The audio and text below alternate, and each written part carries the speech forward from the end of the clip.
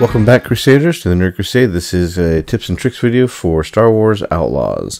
These are the first 5 settings that you're going to want to change as soon as you jump into the game to make it a little bit more immersive and maybe more fun for you. So first thing you want to do is go to settings, and you'll notice that the game starts you off in a 21:9 cinematic display.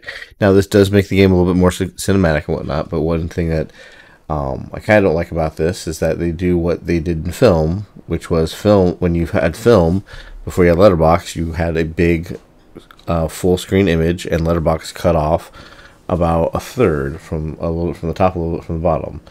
When you switch this back, it does basically the same thing, where it gives you that third of the image back, and actually makes this game a little bit more immersive with a full screen view of everything around you, rather than that cinematic letterbox.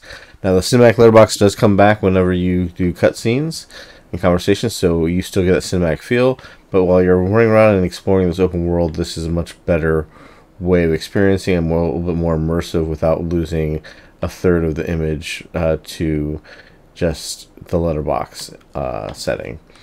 Now the other things you're going to want to change are going to be in gameplay.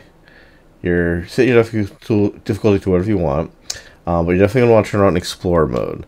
This is the thing that most people complain about in games, where by default it's off, and this is where everything to tell you where you need to go is highlighted yellow. If you turn it on, it gets rid of the yellow paint on everything. The example they give you here isn't as dramatic as it is in other areas. There are areas where like fan vents are bright yellow to let you know that you can climb on them. It's more immersive to play with it off and give you more of that old school feel, like you're exploring and you're the one finding the way. The next setting to change here is you should go through the Kessel Sabak card headers and pick which one of the 3 options works best for you. Whether it's just simple numbers, if you are cool at reading Arabic, go with the stylized numbers, or you can just go with the symbols. They'll let you know what each card value is. Honestly, if you pick the one that will work best for you, it will make playing the game a lot easier. Alright. So the next setting you want to change is going to be on the lock picking challenge. This is kind of a preference on you.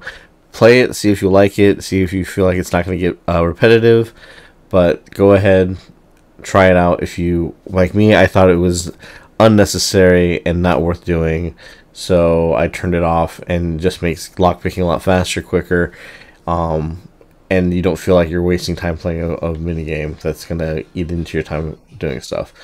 You can do the same thing with the slicing game if you want. I found that this one was immersive and easy enough to play, that didn't slow me down in trying to get things done. The other thing I definitely suggest to turn off now is the Galactic Street Food Challenge. This one for sure, because the one problem with this game is that it is bloated with kind of mini games. A lot of them you can skip if you don't want to play them, and this mini game is one where you do get a little bit of a benefit for Nix, basically a cosmetic item, but this is a mini game that has absolutely no penalty for failing it. It just makes a long cutscene take longer, and it's the most like wedged in their forced QTE minigame to have in here.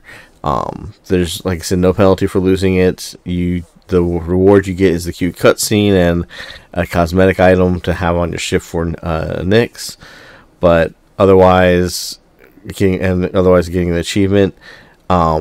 It's a long cutscene to have to sit through to begin with. It's even longer if you have to play the minigame.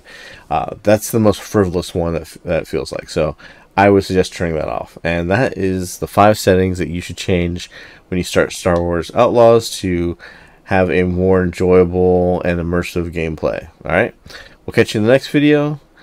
Please like and subscribe, and we'll see you next time. Bye.